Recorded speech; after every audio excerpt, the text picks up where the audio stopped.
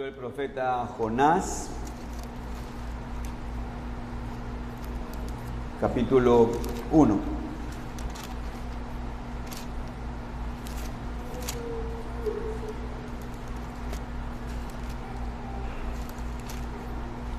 Versículos 1 al 17. Vamos a poner nuestro énfasis en los versículos 7 al 17, pero vamos a leer todo el capítulo. Jonás, capítulo 1. Dice así la palabra del Señor.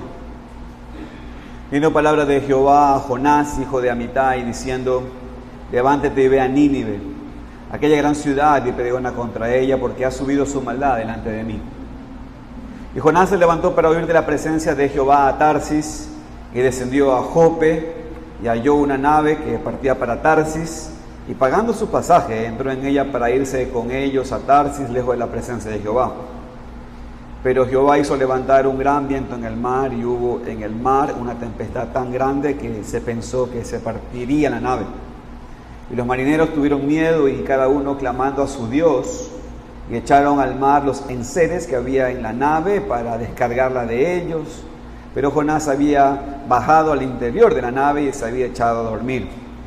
Y el patrón de la nave se le acercó y le dijo: ¿qué tienes, dormilón? Levántate y clama a tu Dios, quizá Él tendrá compasión de nosotros y no pereceremos. Y dijeron cada uno a su compañero: venid y echemos suertes para que sepamos por causa de quién nos ha venido este mal. Y echaron suertes, y la suerte cayó sobre Jonás. Entonces le dijeron ellos: decláranos ahora por qué nos ha venido este mal. ¿Qué oficio tienes? ¿Y de dónde vienes? ¿Cuál es tu tierra? ¿Y de qué pueblo eres? Y él le respondió: soy hebreo, y temo a Jehová, Dios de los cielos, que hizo el mar y la tierra. Y aquellos hombres temieron sobremanera y le dijeron: ¿por qué has hecho esto? Porque ellos sabían que huían de la presencia de Jehová, pues él se lo había declarado. Y le dijeron: ¿qué haremos contigo para que el mar se nos aquiete? Porque el mar se iba embraveciendo más y más. Él le respondió: tomadme y echadme al mar, y el mar se os aquietará, porque yo sé que por mi causa ha venido esta gran tempestad sobre vosotros. Y aquellos hombres trabajaron para hacer volver la nave a tierra, mas no pudieron, porque el mar se iba embraveciendo más y más contra ellos. Entonces clamaron a Jehová y dijeron: te rogamos ahora, Jehová, que no perezcamos nosotros por la vida de este hombre, ni pongas sobre nosotros la sangre inocente, porque tú, Jehová, has hecho como has querido. Y tomaron a Jonás y lo echaron al mar, y el mar se aquietó de su furor. Y temieron aquellos hombres a Jehová con gran temor, y ofrecieron sacrificio a Jehová e hicieron votos. Pero Jehová tenía preparado un gran pez que tragase a Jonás, y estuvo Jonás en el vientre del pez 3 días y 3 noches. Amén. Algunos ídolos en nuestra vida aprendieron a permanecer fuera de la vista a edad temprana. Por ejemplo, muchos de nuestros ídolos escaparon de nuestra vista cuando tu padre estaba borracho y estaba enojado. Así que tú, no queriendo eso para tu vida, trabajaste duro para evitar alterar el equilibrio en el hogar. Y tú pensaste que estabas haciendo lo necesario para que Dios te dé paz en tu hogar o en tu futuro hogar. A otros se les dijo constantemente que ellos eran la causa de todos sus problemas. Entonces los ídolos comienzan a esconderse. No importa que vivamos en un mundo devastado y cautivo por el pecado, todo lo que tú has escuchado es que tú eres la razón por la cual tu salud falla, que tú eres la razón por la cual alguien te abandonó a una buena persona como tú, que tú eres la razón por la cual tú no estás casado, que tú eres la razón por la cual tú no puedes salir adelante con tus finanzas, tú eres la razón por la que tú tienes un hijo como tú. Entonces se te ha dicho que si tú tan solo oraras más, o si tú, por ejemplo, fueras a la iglesia, o si tú, por ejemplo, fueras a leer la Biblia, o si tú fueras más amable con la gente, y si tú te bautizaras, o si tú te bautizaras de nuevo, o tal vez que esta vez que te bautices lo tomes en serio, pues créeme que las cosas mejorarían, y tú los oíste. Entonces el ídolo escondido pasa a operarte y comienza a indicarte que tienes que arreglar todo. Entonces tú piensas, debo esforzarme más en todo. Ya entendí, debo mantener mi habitación limpia. Ya entendí, debo escuchar la estación de radio correcta en mi auto, para que así, entonces, yo pueda alejar la tanta mala suerte que suelo tener, o la caída de desgracia que está alrededor mío, o también puedo así alejar la ira de Dios. Cuando tu respuesta a la situación de tu vida es algo así como acabo de decir, revelas que tú estás adorando a un ídolo. Todos tenemos ídolos antes de venir a Cristo y lamentablemente algunos de nosotros nos aferramos a ellos incluso después de venir a Cristo. Como dijo célebremente Juan Calvino, la naturaleza del hombre, por así decirlo, es una fábrica perpetua de ídolos. Hermanos, yo quiero que ustedes por favor observen los relatos bíblicos, recuerden los relatos bíblicos. Por ejemplo, después del diluvio hubo una especie de renacimiento del mundo, ¿no es cierto? Pero no pasaron muchos años antes de que los hombres volvieran a construir dioses a su antojo. Ahora, hermanos, escuchen, amigos, por ídolos me estoy refiriendo o me refiero a las obras a las cuales tú y yo corremos en lugar de correr solo a Dios. Obras que nos cansan y que no cambian la situación en la que nos encontramos, pero que a menudo nos hacen sentir que estamos sobreviviendo o que estamos teniendo el control. Nos sentimos así porque estamos haciendo un buen esfuerzo y dando ese viejo intento que hemos hecho a lo largo de toda la vida. Es por eso, mis queridos hermanos, que nos cuesta tanto cuando alguien nos dice, lo que tú estudiaste no sirve de nada. Nos cuesta tanto porque nos hemos esforzado tanto en eso. Esas obras también nos dan una falsa sensación de poder controlar la severidad de Dios. Pensamos que al Señor lo estamos haciendo feliz con nosotros si hacemos estas cosas. Así que elegimos nuestros ídolos. Nos superamos. Eso es una idolatría. Tratamos de ser el esposo de la esposa perfecta, o el padre o el hijo perfecto. Intentamos hacer más para Dios y por Dios. A veces queremos agregar algunos días santos de obligación. Tratamos de enviar a un niño más regalos para compensar los errores que tuvimos en el pasado con ese niño. O nos esforzamos en ser los empleados que nunca se frustran. Porque así sabemos que Dios nos está viendo y que podemos ser compensados por algo. Hermanos, el tema es que mientras elijamos ídolos o mientras elijamos esas formas, nos encontraremos en grandes desacuerdos con Dios. Porque el Señor no nos está buscando para que lo ayudemos a rescatarnos de nuestros apuros. Más bien Dios quiere hacer por nosotros lo que Él hizo por los idólatras que echaban suerte en el barco allí con Jonás. Hermanos, Dios quiere destruir nuestros ídolos y enseñarnos a confiar únicamente en la gracia de Dios que es en Cristo Jesús. Mis hermanos, esta es mi propuesta en esta predicación con el pasaje de Jonás. Dios quiere derribar nuestros ídolos y enseñarnos a confiar únicamente en la gracia de Dios que es en Cristo Jesús. Y bajo esa propuesta he titulado esta predicación la idolatría y el Dios destructor de ídolos. Y bajo ese título quiero mencionar 3 asuntos, hermanos. En primer lugar, vamos a encontrar el versículo 7 al 10. Vamos a encontrar que Dios nos revelará que tenemos ídolos. En segundo lugar, vamos a encontrar el versículo 11 al 16, que Dios hará que experimentemos, a sus hijos, por cierto, Dios nos hará que experimentemos una conversión real. Y finalmente en el versículo 17 vemos que Dios obrará y entonces veremos al verdadero Salvador. Luego de eso, hermanos, daré unas aplicaciones y una conclusión. Así que oremos, hermanos, para que podamos extraer lo que está aquí en la palabra del Señor. Vamos a orar. Bendito Padre, gracias, Señor, por darnos este tiempo con tu palabra, y también es sorprende mucho que en función de observar cuáles son las cosas por las cuales muchos de nosotros no estamos trabajando en el mandato de evangelizar, ya comienza a sorprendernos, Señor, que mucho tenga que ver con un asunto de ídolos que tenemos en el corazón. Por eso, Padre, quiero rogarte que tú nos guíes a todos nosotros, pero, Señor, no tenemos fuerza nosotros para romper nuestros ídolos. Señor, hazlo tú. Y aunque duelen, rogamos, Señor, la destrucción total de ellos, para que podamos descansar plenamente en Jesucristo. Te pido, Señor, que nos guíes en este estudio. En el nombre de Cristo Jesús. Amén.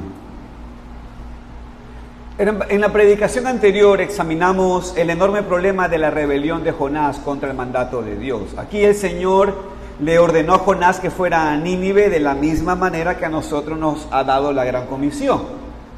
Por su rebelión se ha creado un problema con Dios y también ha creado un problema para todos los marineros en el barco que se dirigía a Tarsis.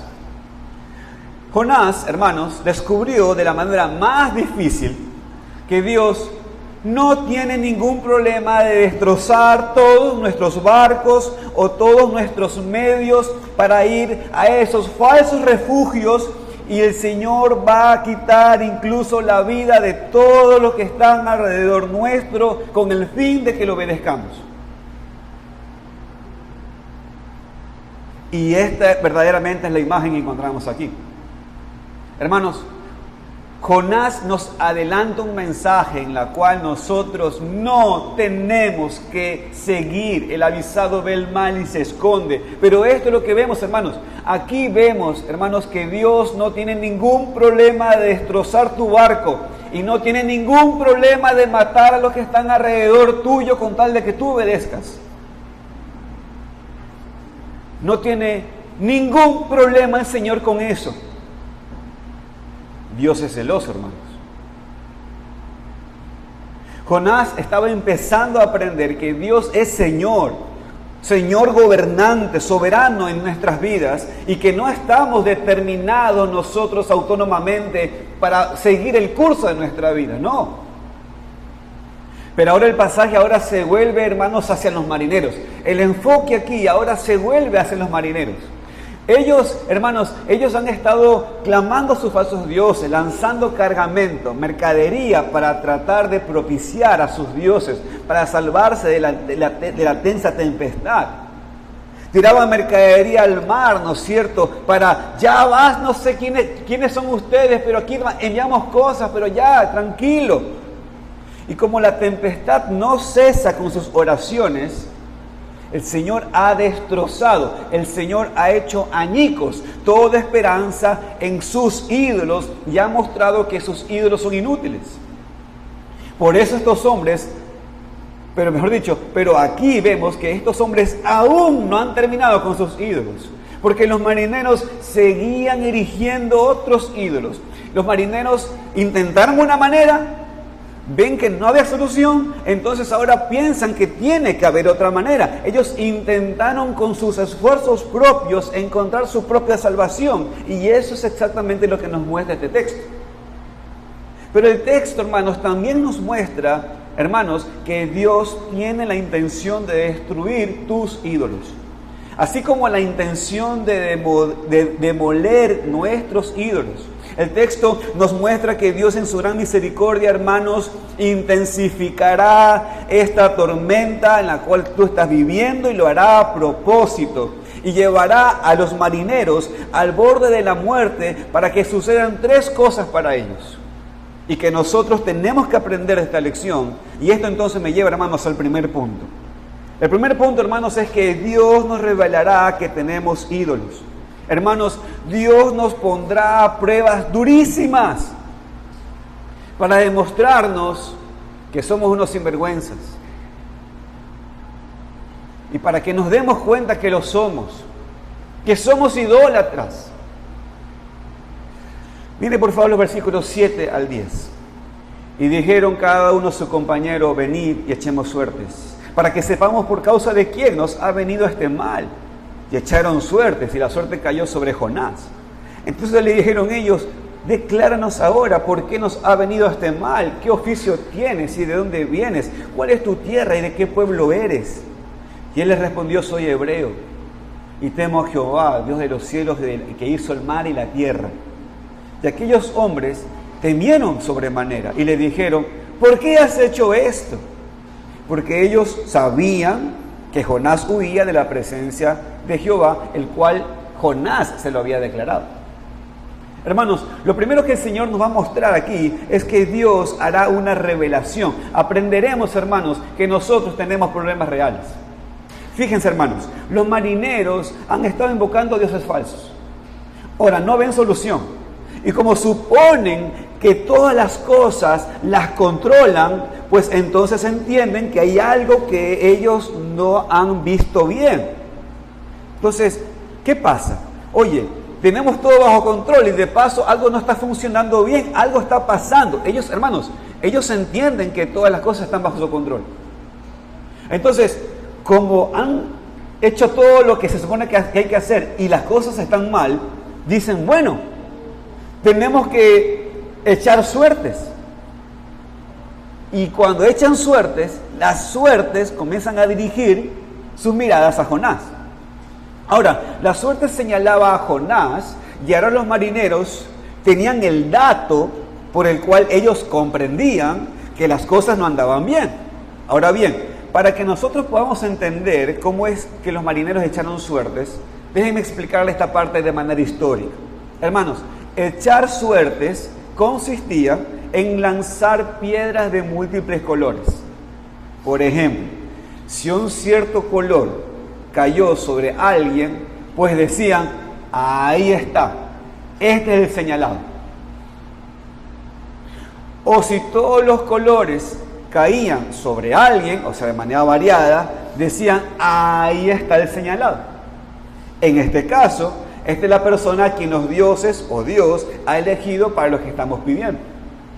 Entonces, claro, vamos a las Escrituras y, hermanos, nosotros sabemos que las cosas contingentes, o sea, las cosas aleatorias a la suerte, según nuestra mirada, dicen las Escrituras que Dios de hecho tiene el control de todas esas cosas. Y es más, hermanos, el escritor de Jonás aquí, que es Jonás, el escritor en el contexto de este pasaje nos muestra claramente que Dios tiene el control absoluto de todas las situaciones. Miren, hermanos, el escritor dijo anteriormente que Dios lanzó la tormenta sobre el mar. ¿Se dan cuenta? No es que el mar se levantó así por así y la tormenta, no.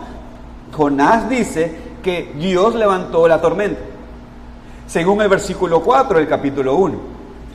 Cuando usted va al final del capítulo 1, ¿qué va a encontrar? Usted va a encontrar que el escritor muestra que Dios designó un pez para atrapar a Jonás. Por lo tanto, cuando estos marineros lanzan sus piedrecitas, hermanos, amigos, las piedras pueden girar y caer sobre cualquiera en este barco. Sin embargo, van hacia el que está durmiendo bajo la cubierta. Y eso no es casualidad. Ese es el Señor, manifestando su voluntad y mostrando su gobierno soberano sobre todas las cosas. Por ejemplo, sobre la vida de Jonás, sobre la vida de los marineros, sobre la tormenta, sobre el mar, sobre el barco, las suertes y todo lo demás. Claramente el Señor estaba orquestando cada uno de estos detalles para el propósito que Él está teniendo. Hermanos y amigos, nada es casualidad para Dios. Nada. Cuando la suerte cae sobre Jonás, le dicen, hermanos, realmente cuando uno se detiene a observar esto es muy gracioso por un lado, pero yo lo leo y soy muy yo cuando leo esto. Es como que yo me veo ahí haciendo las mismas preguntas. Miren, los marineros, cuando la suerte cae sobre Jonás, mano en jarra, ¿no es cierto?, lo miran a Jonás y le dicen: ¿puedes por favor? Y hermanos, imagínense la tormenta en medio, los gritos de los marineros, el barco que se mueve como borracho a punto de romperse y caer. Entonces los marineros le preguntan, ¿puedes por favor decirnos qué está pasando aquí?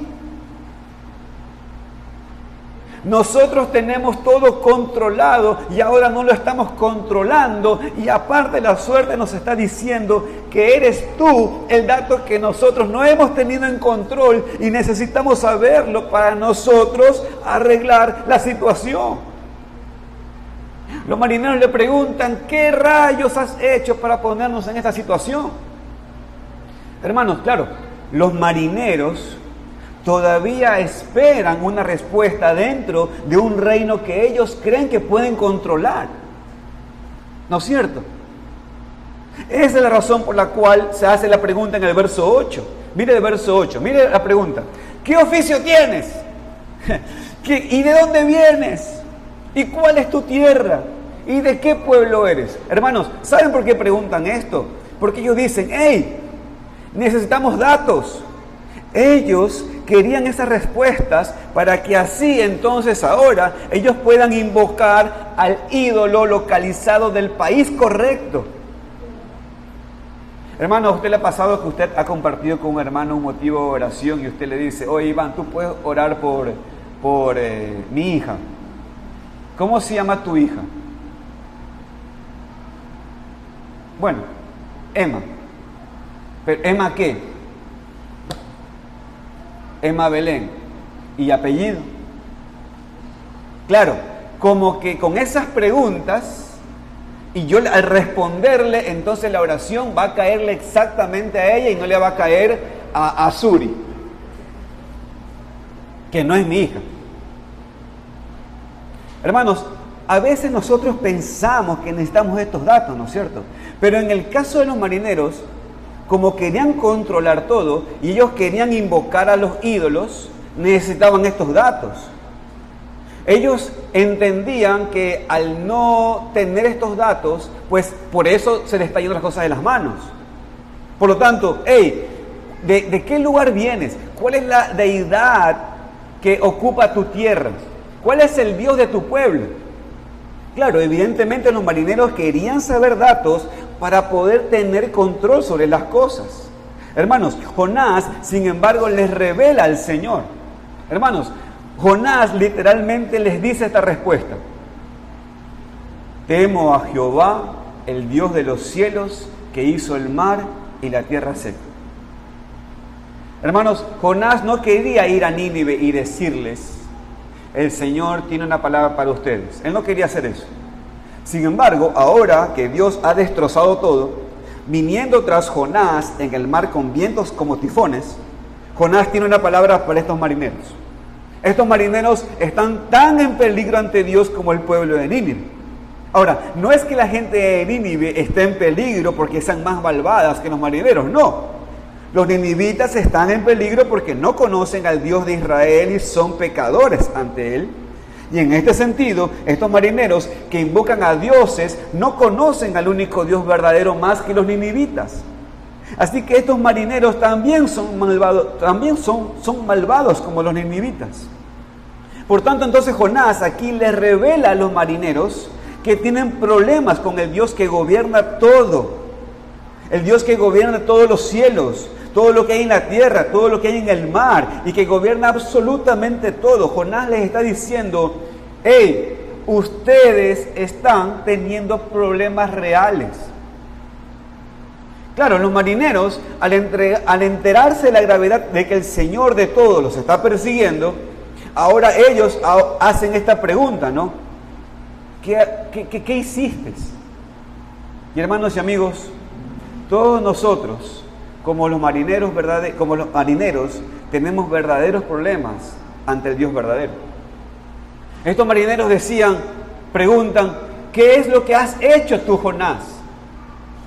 Pero la pregunta también que ellos tenían que haberse hecho es, ¿qué hemos hecho nosotros? Hermanos, todos tenemos problemas ante el Dios verdadero. Pero por la misericordia de Dios, para mostrarnos esto, el Señor comienza a mostrarnos que tenemos problemas reales con Él. El Señor comienza a mostrarnos que todos nosotros tenemos ídolos. Y en la misericordia de Dios, Él se acerca a mostrarnos aquello. Hermanos, Dios tranquilamente puede no decirte este mensaje. Tranquilamente puede dejar que tú nunca oigas que tú tienes dioses, que tú tienes ídolos. Pero en la misericordia del Señor, Él para con su pueblo, Él comienza a decirles esto: ustedes tienen ídolos, ustedes tienen problemas verdaderos conmigo. Pero ahora el Señor pasa a llevarlos al arrepentimiento. Claro, primero tiene que mostrarles sus problemas reales que son ante Dios, para que ahora, si se arrepienten, puedan experimentar una conversión real. Y esto me lleva, hermanos, al segundo punto de la predicación, que lo encontramos del versículo 11 al 13. Miren, hermanos, los marineros necesitan una gran solución. Ellos ahora conocen el problema. ¿Cuál es el problema? Sus ídolos no funcionan. Y la tormenta recia minuto a minuto. Les queda poco tiempo. Miren los textos del versículo 11 al 13. Y le dijeron: ¿qué haremos contigo para que el mar se nos aquiete? Porque el mar se iba embraveciendo más y más. Él les respondió: tomadme y echadme al mar, y el mar se os aquietará, porque yo sé que por mi causa ha venido esta gran tempestad sobre vosotros. Y aquellos hombres trabajaron para hacer volver la nave a tierra, mas no pudieron, porque el mar se iba embraveciendo más y más contra ellos. Hermanos, en verdad es muy curioso esto, ¿no? Porque miren, hermanos, le preguntan: ¿qué haremos? Jonás, ¿qué les dice? Échenme. ¿Y qué ellos hacen? No hacen eso. Échenme. Y ellos no hacen eso. Dice el versículo 3, hermanos, que ellos trabajaron más y más para hacer volver la nave a la tierra, mas no pudieron. Hermanos, al leer esto se nos muestra la dureza del corazón de estos hombres, que por supuesto nos lleva a hacernos una pregunta: ¿por qué no invocan al Señor de inmediato? ¿Sí se dan cuenta? Están a punto de morir. Están a punto de morir. Y no invocan al Señor. Ahora, puede que tú también conozcas a esas personas que con todo derrumbándose a su alrededor, se niegan a invocar al Señor para salvación. Estos hombres te dicen: no necesito ir a la iglesia. Estos hombres te dicen: todo está que se cae a pedazos en su vida, Y estos hombres te dicen: no puedes decir que tu vida es mejor que la mía gracias a tu Jesús. Y lamentablemente muchos hermanos también contestan parecido. Ahora, luego de esto, estas personas se vuelcan a la idolatría, manifestadas de esta manera. Miren lo que sucede. Las idolatrías se manifiestan así: se van al licor, se van a los vicios, se vuelcan a buscar a un hombre o a una mujer a quien enamorar. Algunos se vuelcan al trabajo y lo hacen más duro, lo hacen más difícil incluso. Algunos trabajan más para así pensar que se han esforzado. Algunos trabajan más para evitar ir a casa cada noche. Otros, en cambio, se vuelcan a la idolatría peleándose con otros o tomando cualquier resentimiento para pelearse con otros, y así eliminar a las personas de sus vidas para que puedan tener una falsa sensación de paz, creada por la ausencia de relaciones buenas y reales. Que por cierto, hermanos, algo que me llamaba mucho la atención en esta era con el tema de las redes sociales. Hermanos, las redes sociales son un gran medio para crear falsas vidas y con ellos levantar ídolos. Pero también, hermanos, la idolatría hace que uno no tenga buenos amigos. La idolatría hace que uno no tenga amigos reales. Hermanos, la idolatría hace que uno no tenga amigos santos. ¿Sabes por qué? Porque no quiero los medios de Dios.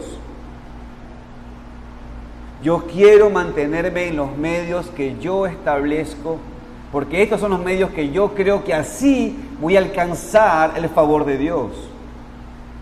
La idolatría hace que yo no confíe en la iglesia. La idolatría hace que yo no confíe en los hermanos. La idolatría hace que no confíe en el pastor. Así que le hago una pregunta. Por ejemplo, mi querido hermano, ¿cuándo fue la última vez que usted le contó algo íntimo a su hermano? Eso muestra la idolatría en medio de la iglesia. Porque eso hace la idolatría. La idolatría dice, yo puedo hacer mis obras y sé cómo hacerlo delante de Dios y sé cómo complacer a Dios. Pero mi querido hermano, usted está negando algo que Dios dice. Primero, estamos en un cuerpo. Segundo, usted tiene un ojo bueno y un ojo malo. Y como tú tienes un ojo bueno y un ojo malo, usted necesita que otro le ayude a ver. Hoy el hermano Juan dirigió un tiempo de oración. Y quiero aclararlo, hermanos, porque por ahí puede ser que alguien no se entendió. Los viernes estamos estudiando cómo enseñar, ¿no es cierto?, la educación, ¿no es cierto?, según la Escritura. Ahora, el capítulo que vimos este viernes tiene que ver con el hecho de que si nosotros tomamos el método de Dios, nosotros nos convertimos en hombres que podemos aprender a aprender. Y no somos hombres que nos den aprendiendo, ¿no es cierto? Ya.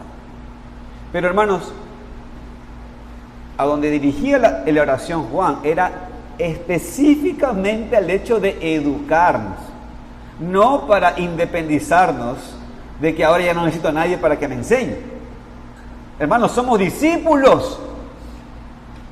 Somos discípulos. Pero la idolatría me hace olvidar de eso. La idolatría hace de que yo no necesite al otro. Y esa es la razón por la cual no le cuento nada íntimo al otro. La idolatría hace que usted no se deje conocer. ¿Y sabe por qué? Porque usted no quiere que Dios le solucione la vida. Usted quiere usted mismo solucionar su propia vida. ¿Y sabe cómo se llama eso? Idolatría. Estos hombres, eso es lo que están haciendo. Están buscando solucionar el problema de morir, buscando sus propias soluciones. Y Dios está buscando romper esos ídolos. Lo que las personas deben hacer es dejar de tratar de encontrar sus propias soluciones débiles y en cambio clamar al Señor por su ayuda. Ahora, amigo, mire lo que sucede, hermano, mire lo que sucede. Jonás les dice a los marineros cómo detener la tormenta. Todo lo que los marineros necesitan hacer es tirarlo por la borda a Jonás, ya que él es el culpable. Por parte de Jonás, esto todavía revela, y hermanos, eso también es sorprendente, Esto revela una negativa al arrepentirse claramente. Hermanos, Jonás podría haber en ese momento confesado a Dios, ¿no? Y decir, Señor, he desobedecido tu mandato de ir a Nínive, perdóname y por favor perdona la vida de estos hombres. Sin embargo, estando ya en rebelión contra Dios, Jonás no considera nada que demuestre un cambio de corazón. Y esto, hermanos, llama mucho la atención porque Jonás no parece ser capaz de un simple arrepentimiento en estos textos. Pudo haber buscado el perdón durante la tormenta, como lo hacen los marineros incluso más tarde, o como lo hacen los ninivitas más tarde.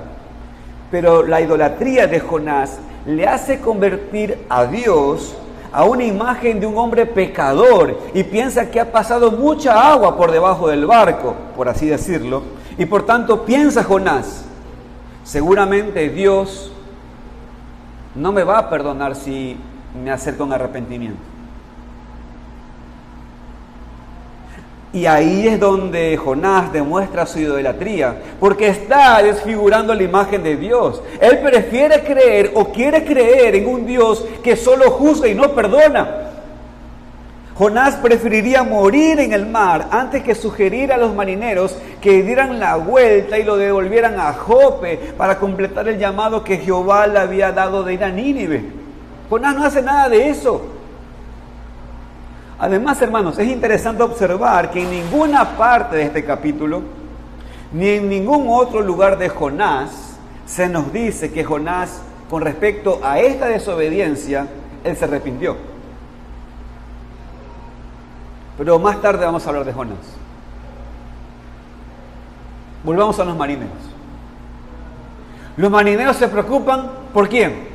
Los marineros están preocupados por Jonás. Mirá vos. Los marineros aquí están preocupados por Jonás. Y Jonás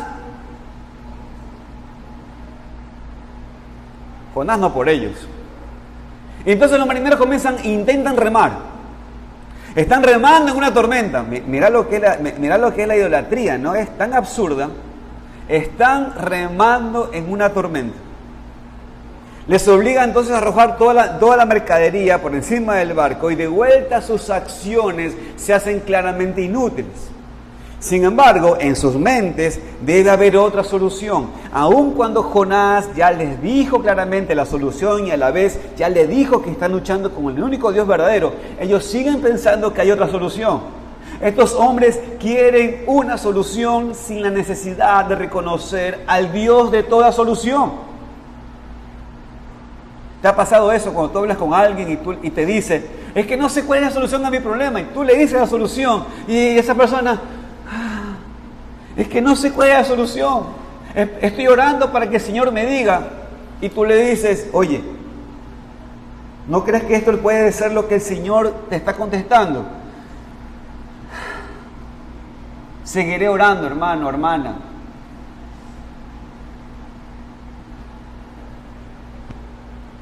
El Señor, sin embargo, no va a permitir que ellos encuentren tal solución porque sería dejarlos en la idolatría. Entonces el mar se vuelve más y más feo contra ellos. Los marinos finalmente se dan cuenta de que no pueden vencer a la tormenta, que no pueden vencer al Señor. Así que deciden que van a hacer lo que Jonás dice. Ahora mire lo que sucede. Ellos se dan cuenta de su propia incapacidad para salvarse a sí mismos. Ellos comprenden que están bajo el feroz juicio de Dios y por eso ahora claman al Señor. Miren lo que dice el versículo 14, observen. Entonces, claro, cansados, rotos, entonces clamaron a Jehová y dijeron, te rogamos ahora, Jehová, que no perezcamos nosotros por la vida de este hombre, ni pongas sobre nosotros la sangre inocente, porque tú, Jehová, has hecho como has querido. Como ven, hermanos, ellos comienzan a rogar. Ellos dicen, por favor, Jehová. Como ven, ahora ya no invocan a sus dioses. Ahora invocan al Dios que Jonás les ha revelado. Ellos dicen, te rogamos, Jehová, no nos dejes morir a causa de la vida de este hombre. Y no nos acuses de la sangre de este hombre, aunque tú, Señor, tú haces lo que te plazca. Los marineros reconocen, hermanos, que ellos eran responsables o ellos serían responsables por la sangre del profeta y quieren que Dios los libere de esa culpa. Estos hombres reconocen que el Señor juzga las acciones humanas mediante la retribución de malas acciones de Dios hacia ellos.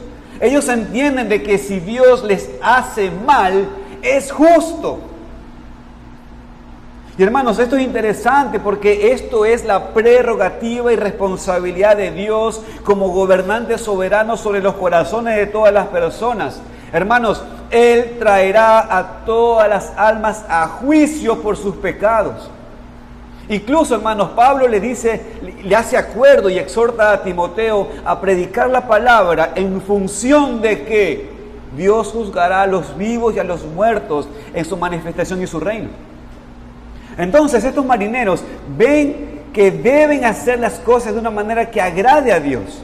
Deben hacer las cosas según la voluntad de Dios, y eso es justamente lo que ellos dicen al final del versículo 14. Dice, porque tú, Jehová, has hecho como has querido.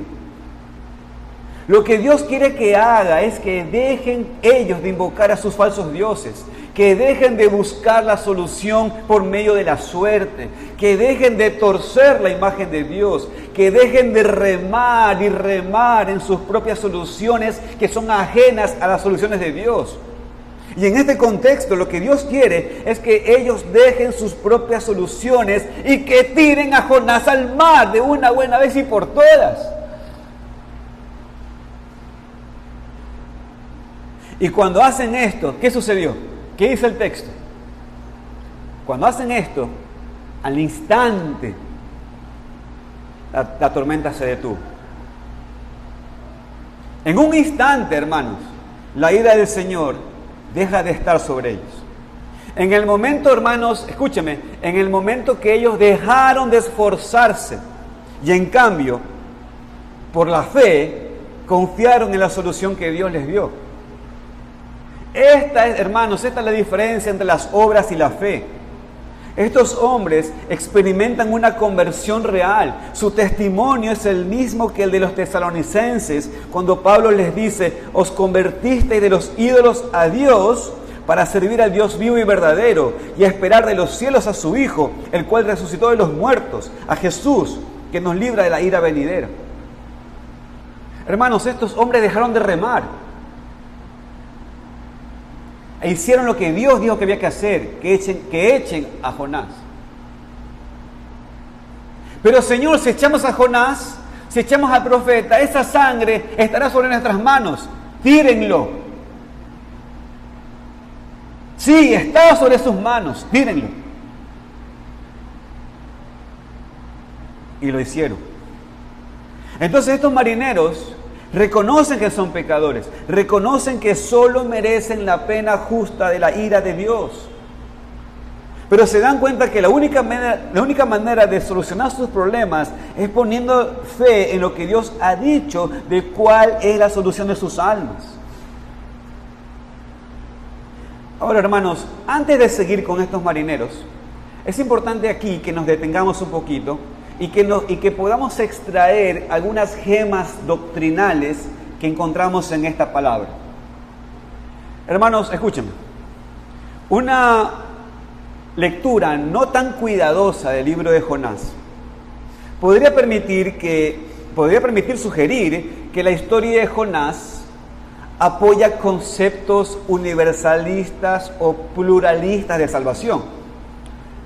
Y lo que quiero decir con esto, hermanos, es que podría parecer que los marineros y los ninivitas experimentan la salvación sin la necesidad de que Dios se les revele de manera especial, o sea, que Dios les revela al Salvador. O podría parecer que estos gentiles fueron salvos sin invocar el nombre del Señor. Sin embargo, hermanos, muy por el contrario, la narración demuestra una posición más bien exclusivista, mostrando que la salvación fuera del Señor es imposible tanto para los marineros como para los ninivitas. Hermanos, ningún otro Dios viene a su rescate, si ustedes se dieron cuenta.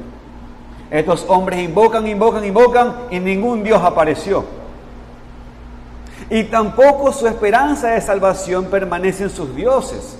Una vez que ahora Jonás les revela quién es el único Dios que los puede salvar, ellos se rinden ante el único Dios vivo y verdadero, y en el mismo momento cuando ellos por la fe arrojan a un sustituto señalado por Dios, en este caso Jonás, entonces ellos quedaron con vida. La única manera en que estos hombres puedan ser salvos es que tenía que morir el profeta por ellos. Exclusivo. En lugar de una opción pluralista de salvación, hermanos, los marineros reciben la revelación que el Señor es el único Dios vivo y verdadero, Señor absoluto, y que su vida está sobre el barco en la tormenta. Escuchan que necesitan un sustituto para morir. En este caso, el sustituto por ellos tiene que ser Jonás, y por medio de este sustituto la ira de Dios se aplaca para que ya no tengan que ahora ellos morir por su idolatría del esfuerzo propio.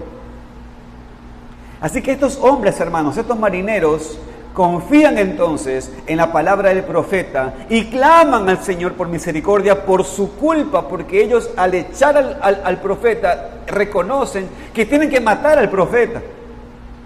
Estos hombres ponen su fe en la muerte del profeta para detener la ira de Dios. Y su fe produce las acciones correspondientes. Mis queridos hermanos, ¿cuál es la acción correspondiente de tener fe? ¿Qué pasa cuando un hombre o una mujer conoce verdaderamente a Dios?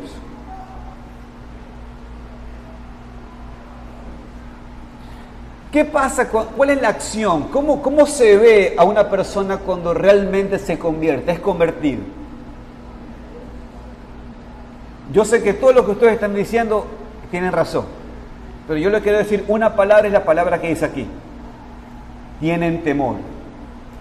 Miren lo que dice el versículo 15 y 16. Miren lo que dice el versículo 15 y 16. Y tomaron a Jonás, lo echaron al mar, y el mar se aquietó de su furor. Y temieron aquellos hombres a Jehová con gran temor, y ofrecieron sacrificio a Jehová, e hicieron ¿qué? Pacto, voto a Dios. Esto, como pueden ver, mis queridos hermanos y amigos, esto es una verdadera conversión. Si el Señor no hubiera hecho añicos los ídolos de sus propios esfuerzos, no habrían visto la única verdadera salvación y no habrían experimentado la conversión. Hermanos y amigos, oigan esto. Todo lo que parece conversión no es conversión necesariamente. Escucha lo que dice el Espíritu a la iglesia. Todo lo que parece conversión no es conversión necesariamente. Hermanos, la conversión real significa que cuando alguien oye que se necesita un sustituto, pues clama al Señor por salvación por medio de ese sustituto. Y es necesario que ese sustituto sea el sustituto señalado por Dios, el verdadero, el que Dios envió.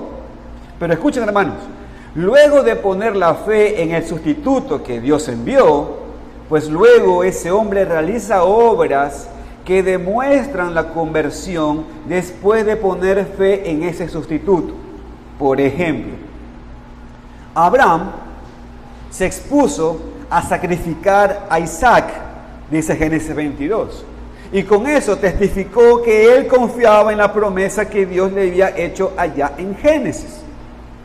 Hermanos, nosotros hoy en la mañana leemos que tenemos que vestirnos de una manera y no queremos sacrificar la ropa y el vestido que hemos comprado. En cambio, a Abraham se le pide un hijo y él decide sacrificar a su hijo. ¿De qué estamos hablando? Estamos hablando de que una persona se convirtió y nosotros estamos racionalizando la fe. Con esa obra testifica de que él ha creído en el Señor. Santiago nos lo explica claramente en capítulo 2, versículos 21 al 24, diciendo que tú puedes declarar tu fe todo lo que tú quieras. Los demonios también declaran la fe correctamente. Pero la fe verdadera es manifestada con una vida. Una vida que obedece mandamientos de Dios. Esto significa obra. Entiéndelo, por favor. Obra no es, voy a cruzar a la abuelita en medio de la calle. Sí, eso también. Pero obra es obedecer al Señor.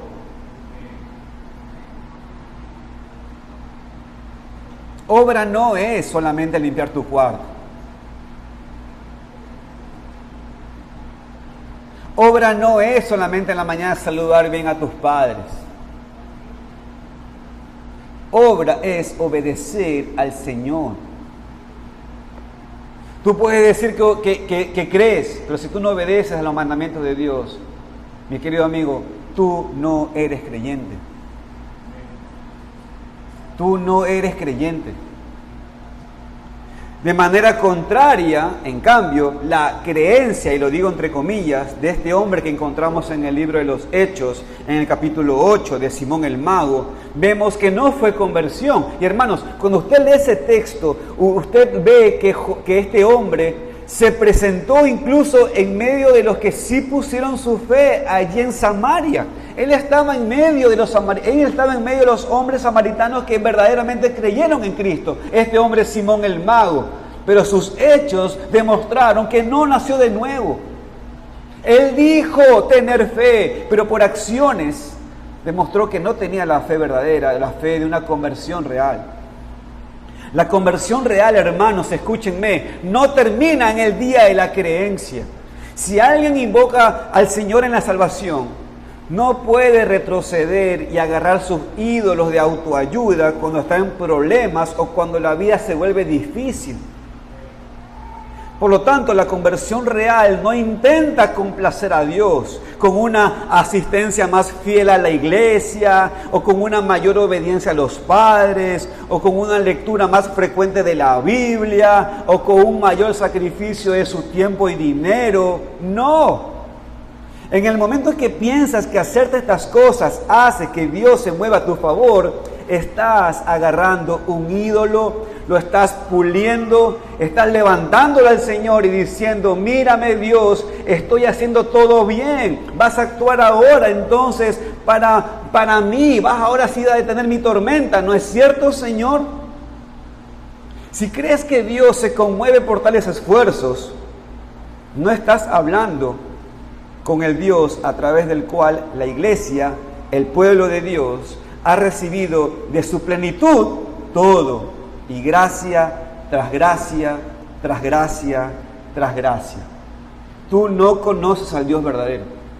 El Dios verdadero es el pueblo de Dios que sabe que recibe de Dios gracia y gracia y gracia y gracia y gracia, y todo lo que recibe es en gracia, en ninguna orden de sus méritos, porque eso es hacer idolatría. Más bien tú estás con un concepto de Dios fabricado por tus ídolos. La verdadera conversión comienza con la gracia y sabe que la gracia nos llevará a la casa. No hay otro medio. Esta gracia solamente viene por Jesucristo. Entonces, como hemos visto en este pasaje, vemos que la idolatría está en todos los hombres. Luego el Señor atiende nuestra idolatría, revelándonos que tenemos problemas reales con respecto a esto. Cuando lo hace, nos encamina a que podamos experimentar el arrepentimiento, y esto lo hace cuando nos muestra nuestra incapacidad de salvarnos a nosotros mismos usando esos ídolos. Luego, reconociendo que somos responsables de abandonar su consejo y su obrar sobre nosotros. Y luego nos muestra que hubo un sustituto que ha dado su vida para que pueda propiciar por mis pecados. Y que solo entonces, cuando tomamos ese camino de fe, en el que Él envió, entonces podemos ahora agradar a Dios. Y por tanto, esto nos lleva al último punto del sermón, que se nos muestra en el versículo 17. Dios obrará y veremos al verdadero Salvador. Entramos en el versículo 17, hermanos, y como ven, la historia deja a los marineros convertidos y ahora vuelve a poner su enfoque, vuelve a poner sus luces ¿sobre quién?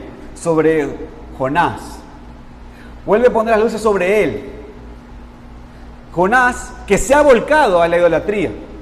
Vuelve a Jonás. Este versículo, hermanos, es preocupante para algunas personas. Fíjense lo que dice el versículo 17. Pero Jehová tenía preparado un gran pez. Hermanos, cuando usted lee ese texto, ¿usted piensa que el pez apareció de repente? El texto dice: Jehová había preparado un gran pez. Hermanos, nada es casualidad, ¿eh? ¿Cómo se llamaba el pez? Glú, mal chiste. Pero Jehová tenía preparado un gran pez para que tragase a Jonás. Y estuvo Jonás en el vientre del pez 3 días y 3 noches. Pregunta, hermanos: ¿cómo es posible que un pez se trague a un hombre y ese hombre permanezca en el vientre de un pez 3 días y 3 noches? Bueno, déjenme poner en claro esto. Hermanos, el tema no es el pez, ni la improbabilidad de este relato. En la era científica, nos hemos desviado del punto central de esta historia y hemos comenzado a decir: algo milagroso como esto no es posible. Hermanos, por supuesto que no es posible. ¿Sabe por qué? Porque es un milagro. Los milagros, por definición, están fuera de las cosas normales. Considere esto. Escúchame. ¿Podría haber existido una ballena ¿O un pez extinto que podría tragarse un hombre? Pregunta, una pregunta abierta. ¿Qué responden? ¿Podría haber existido una ballena o un pez extinto que podría tragarse un hombre? Sí, claro que sí. ¿Por qué nos sorprendería eso? Pregunta, hermanos, ¿cuántas razas de animales han sido extintas? ¿Por qué no pensar que hubo una raza, en este caso, este gran pez, y se lo tragó a Jonás? Bueno, por otro lado, recuerde que esto es una época precientífica. Así que tranquilamente una ballena podría haber sido identificada como un pez y no identificado como un mamífero. Les recuerdo a todos mis hermanos que la ballena no es un pez, es un mamífero. ¿Ok? Toma leche. ¿Estamos de acuerdo? Bien. Por lo tanto, en esa época alguien pudo haber dicho, se lo tragó un pez, porque usted le ve la ballena y si no es hasta cuando va a la escuela entiende que es un mamífero, pero en verdad es un mamífero. Ok. Alguien dirá, pero nadie podría sobrevivir en el vientre del pez durante 3 días y 3 noches, porque eso es científicamente imposible, así que no podemos creerlo. Sin embargo, ten en cuenta lo que está pasando en esta historia. Mire, mi hermano, amigo, observe los detalles. Si Jonás tiene razón sobre el Señor, de que Él es el creador de los cielos y de los mares y de la tierra seca, y por lo tanto gobernante sobre todo, ciertamente el Señor podría hablar a cualquier criatura que Él quiera y asignarle que se trague a Jonás. Porque le pregunto, ¿quién puede resistirse ante la voluntad del Creador? Ahora bien, mi hermano, solamente intenté jugar con usted un ratito. Vamos al tema de la fe aquí. Hermanos, el pasaje en realidad indica que el Señor ya había designado un pez para que viniera a buscar a Jonás, antes de que los marineros arrojaran a Jonás del barco. Debido a que el Señor es soberano, Él sabía exactamente cuándo y dónde Jonás sería echado al agua. Hermanos, el Señor, teniendo conocimiento y poder absoluto en el universo, el Señor podía designar, levantar o crear cualquier criatura marina que quisiera tragarse a Jonás. Podría crear un animal que permitiera que una persona permanezca viva dentro de él, o podría mantener viva una persona dentro de un animal existente. Para el Señor eso no hay ningún problema. Y amigos, hermanos, escuchen. Si la lectura hubiese dicho que el Señor envió un camarón para que tragase a Jonás, dado que está en la Escritura, yo también la creería, pues. Tú podrías argumentar conmigo repetidamente que no hay forma de que un camarón pueda comerse un hombre o que un hombre pueda permanecer dentro de un camarón 3 días. Pero te voy a decir una cosa, si la palabra de Dios dice eso, mi querido hermano, amigo, yo lo voy a creer porque la Biblia es autoritativa. Amigo, si la Escritura hubiera dicho que Jehová levantó un camarón y se tragó Jonás, pues créeme que sería cierto. Dios es el creador soberano, podría crear un camarón mucho más grande que una casa y podría tragarse un hombre entero. Acá no se trata de hacer las preguntas inteligentes, acá se trata de que esto es un tema de fe. ¿Crees lo que Dios dice en su palabra o no? ¿Crees las perfecciones de Dios o no? Sin embargo, la cuestión no es si el milagro podría ocurrir. Mi querido amigo, esto ya está resuelto. Dios es el creador de todo, ha creado todo de la nada, Él no tiene problema de hacer cosas. Aquí la cuestión es, esta es la pregunta. ¿Qué significa el versículo 17? Esa es la pregunta. La pregunta es, ¿qué está pasando con el pez? ¿Qué está pasando con Jonás dentro del pez? ¿Qué significa que Jonás haya estado 3 días y 3 noches? ¿Cuál es el significado de este versículo? Esa es la pregunta. Y para responder a esa pregunta, hermanos, tenemos que ir a los evangelios. Cuando vamos al evangelio, Jesucristo comienza a responder este texto. Si quiere, acompáñenme. Mateo capítulo 12, versículo 40. Mateo capítulo 12, versículo 40.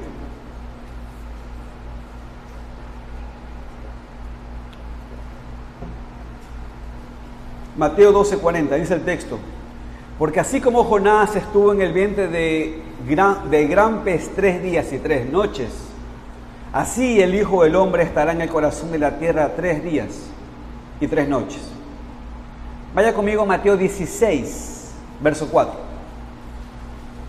Mateo 16, verso 4.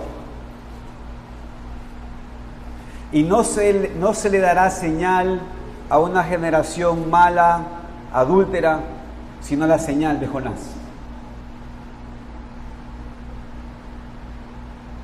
Entonces la pregunta debe ser: ¿cómo de hecho es Jonás una señal? Esta es la pregunta. ¿Qué significa el milagro de Jonás? Esta es la pregunta. Un comentarista dijo que Jonás y Jesús se pueden comparar favorablemente de muchas maneras. Jesús hizo perfectamente lo que también Jonás hizo, aunque Jonás lo hizo temporalmente. Ambos eran de Galilea. Jonás luchó con su llamado a predicar. Jesús luchó por hacer la voluntad del Padre en el desierto en Getsemaní. Ambos predicaron el mensaje de Dios de juicio y reconciliación a los marginados y a los pecadores. Ambos eligieron la muerte abandonados por otros. Ambos cargaron y quitaron las consecuencias del pecado de otros. Ambos hicieron cesar la tormenta después de haber dormido, aunque Jonás por el arrepentimiento, pero Jesús por su divinidad. Jonás entró en las fauces del pez. Jesús entró a las fauces del sepulcro. Ambos se mantuvieron durante 3 días. Ambos fueron por la voluntad del Padre. La obediencia de Jonás en la predicación condujo a la conversión de una ciudad. Y la obediencia de Jesús condujo a la conversión de muchas culturas del mundo. Como ven, además de la tipología de Jonás y Jesús, pues también podemos ver otra comparación en la historia de Jesús y la obra de Cristo, de Jonás, y la obra de Cristo. Por ejemplo, la solución del dilema de los marineros se encuentra en dar muerte al profeta. El Señor derrama la vida de su profeta para que estos marineros puedan tener vida. Por tanto, si ustedes se dan cuenta, esto nos muestra algo. Mi querido amigo y amiga, no necesitas trabajar para deshacerte de la ira de Dios. No necesitas remar y remar y remar y tirar mercadería al mar. No necesitas muchos datos para deshacerte de la ira de Dios. Si tratas de confiar en tu trabajo hacia Dios, todo lo que harás será morir en las aguas como las que Dios envía con Jonás. Si confías en tus trabajos hacia Dios, morirás en la tormenta que te rodea. Tu única esperanza está en una fuente, una que está llena de sangre, extraída de las venas de otro, y en este caso de las venas del profeta elegido por Dios, Jesucristo. El que Moisés dijo que iba a enviar un profeta. Este es Cristo. Los pecadores pueden arrojarse a esa sangre para perder sus manchas culpables. Pero los pecadores convertidos no se detienen allí, no comienzan a esforzarse por agradar a Dios o para apartar la mano bondadosa de Dios de la disciplina. En lugar de eso, los verdaderos convertidos continúan en la gracia con la que comenzaron. De hecho, pasan a decir: amado, amado Cristo, Cordero mío, moribundo, tu sangre preciosa nunca perderá su poder, hasta que me redimas y finalmente me lleves a la gloria, para así no pecar más. El verdadero creyente no se queda con ese momento de su fe. El verdadero creyente persevera en la fe. Como hicieron los marineros aquí cuando se convirtieron. Miren lo que hicieron los marineros. En el versículo 15 y 16. Temieron, ofrecieron sacrificios a Jehová e hicieron votos. Esto es lo que hace un verdadero convertido. Así entonces los cristianos encontraremos cara a cara a nuestro Señor, rompedor de ídolos. Hermanos, permítanme darles unas aplicaciones de este texto. En primer lugar, ¿te has identificado con los marineros?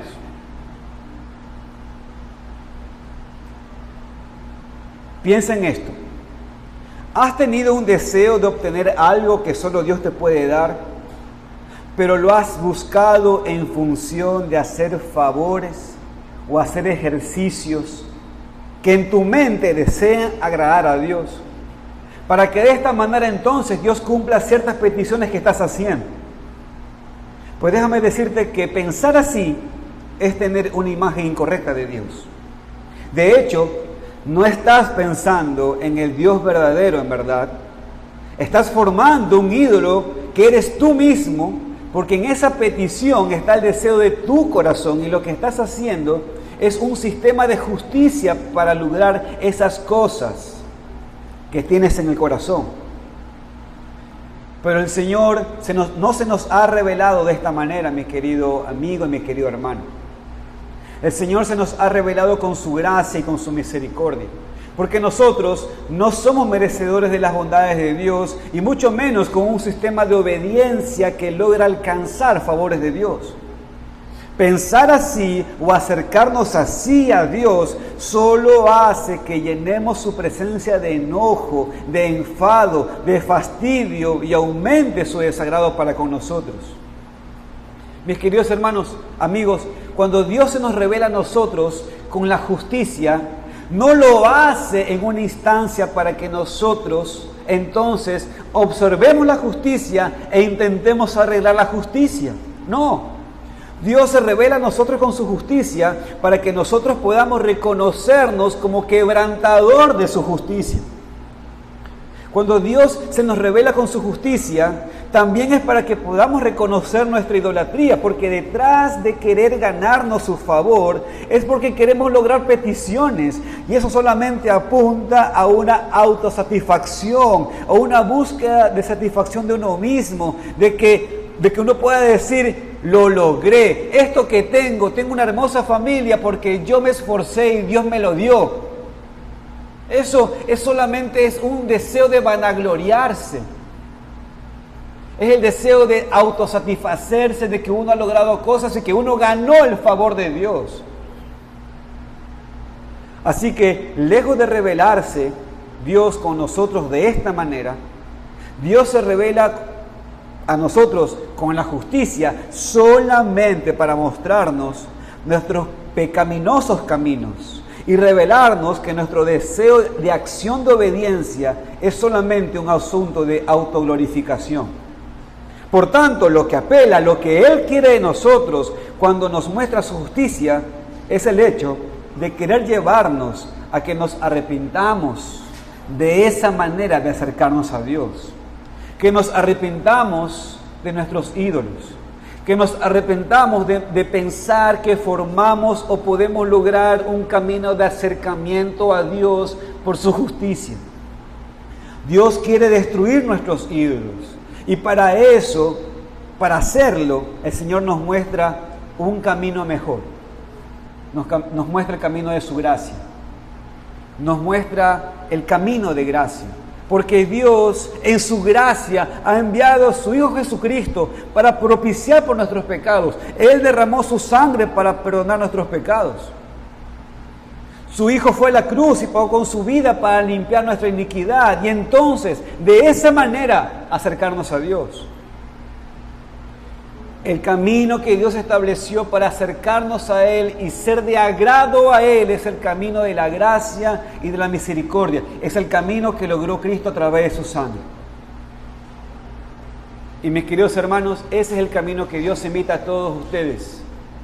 Y amigos y amigas, este es el camino que Dios los invita a todos ustedes. Pero escuchen todos, amigos y hermanos, escuchen. El camino de la gracia, el camino de la misericordia es un camino humillante. Por eso que muchos no lo quieren seguir. Porque el camino de la gracia es un camino humillante. El camino de la gracia es reconocerse todo el tiempo que uno es inútil y que Dios tiene razón y que tengo que pedirle consejo al Señor todo el tiempo. Pero el camino de la justicia es un camino gratificante. Porque en ese camino tú vas caminando y como tú vas logrando logros, tú te sientes que eres un bacán, que eres un campeón. Que tú dices, claro, logré esto porque sin duda agrado a Dios. Eso así es como el mundo está engañado. Yo espero que mi padre esté en el cielo si se arrepintió en su momento, aunque no demostró arrepentimiento. Pero una de las cosas que se gloriaba a este hombre era el hecho de decir, yo tengo tantas cosas, tengo un gran hijo, no sé por qué pensaba, yo creo que los otros 7, no sé por qué. Tengo una gran nuera, tengo lindos nietos, sin duda he hecho algo bien delante de Dios. Porque el camino de justicia es eso, el camino de justicia te lleva por allí para que tú te sientas glorificado, tú te sientas, lo logré, sin duda el Señor es que me prosperó, el Señor me ha visto. Pero ese es el camino del engaño. Mi querido amigo, el camino de la salvación es el camino de la humillación. Es el camino de gracia y misericordia. Es el camino en el cual tú todo el tiempo te vas a decir, a la una se hicieron inútiles. A una se hicieron inútiles. Soy un inútil. Desde la punta de mi dedo del pie hasta la coronilla de mi cabeza. Todo en mí hay podrida llaga. Ese es el camino de la gracia y la misericordia. Y Dios a esos se les acerca. A esos Dios les llama humildes y a esos Él se les acerca. Y a los otros que se creen empoderados los llama soberbios y el Señor no se acerca. La vida humillante de la gracia y la misericordia es el camino a seguir que Cristo nos ha propuesto. Así que mi querido hermano, levántese y camine, siga. Y esto que acabo de decir lo quiero apuntar a todas las personas que están aquí.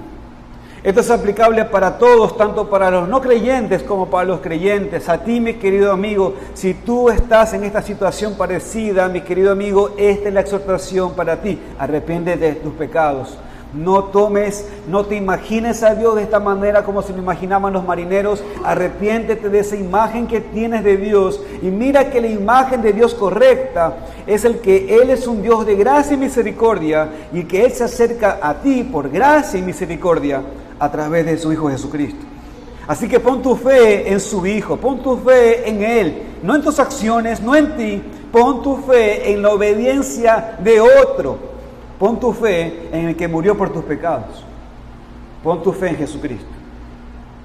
Y mi querido hermano, te quiero exhortar a recordar a que guardes la imagen correcta de Dios. Acuérdate del Evangelio. Acuérdate de Jesucristo. Ven a nuestro Padre, ven al Padre, pero nunca vengas solo, hermano. Siempre recuerda que vamos a Él con un mediador. Siempre recuerda que vamos a Él por su gracia y por su misericordia. Y siempre recuerda que las huellas que tú ves en el camino no son las tuyas. Son las de Cristo haciéndote upa a ti. Siempre recuerda que es el Señor que está allí. No es tu obediencia, no es tu justicia, mi querido hermano. Así tú no satisfaces al Señor. Es la sangre de nuestro Salvador. Es la obediencia de nuestro Rey, sacerdote y profeta Jesucristo. Así que acércate a nuestro Padre con confianza, en fe de que es por pura gracia de Dios en su Hijo.